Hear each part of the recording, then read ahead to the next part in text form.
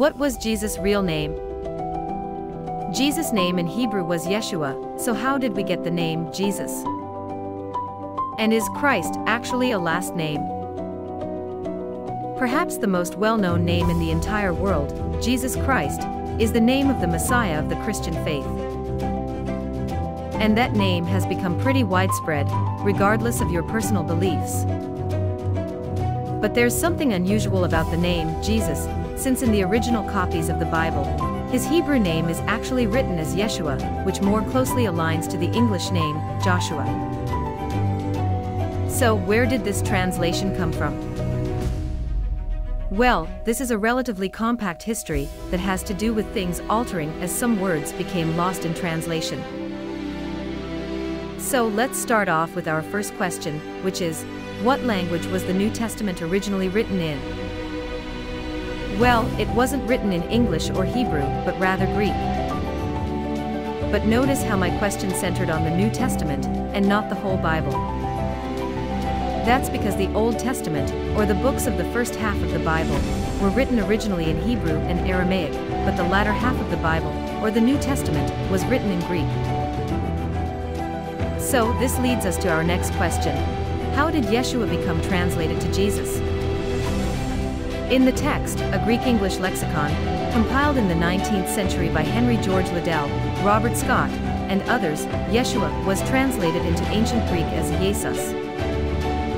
And that's because the original authors of the New Testament were trying to convert the sound of the Hebrew name into Greek letters.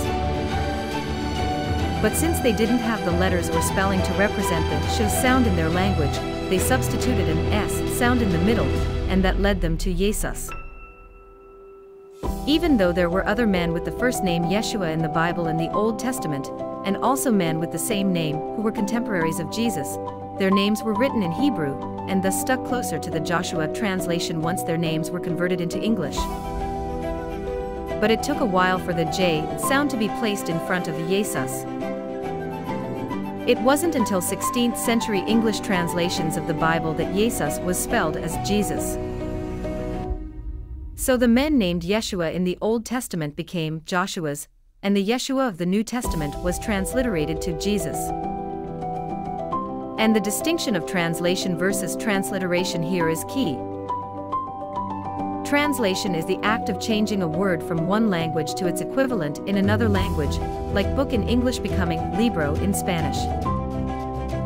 But transliteration is the conversion of letters and sounds from one alphabet to another.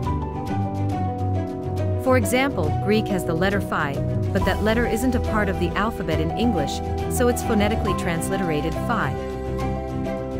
But that brings us to our third and final question. How did Christians arrive at the full title, Jesus Christ?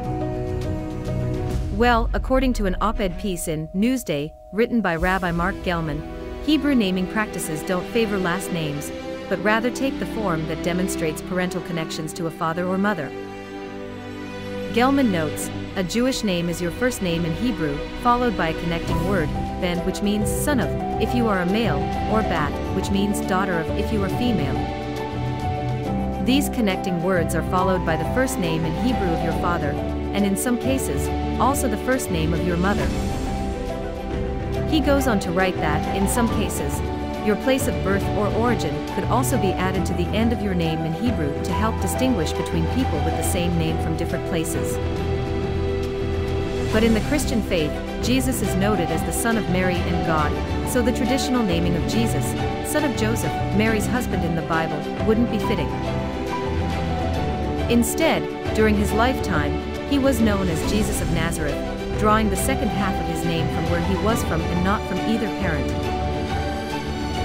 The Christ portion of his name isn't a last name at all, but a word translated which means the Messiah, or God's anointed one, who was prophesied and foretold about in the Jewish faith. So Christ in this case functions more like a title, as in Jesus, the Anointed One, or Jesus, the Messiah, rather than his last name. So how does it all add up? In the case of the name Joshua, the name went directly from Hebrew to English, but in the case of the name Jesus, it traveled a more winding linguistic trajectory from Greek spellings to English, and it probably is because contemporary English naming practices follow a strict form of first name, then last name, like Danielle Bainbridge or John Doe, that a lot of us who speak English get a bit mixed up by thinking Christ is a last name instead of a title. So, what do you think? Thanks for watching. Don't forget to like and subscribe.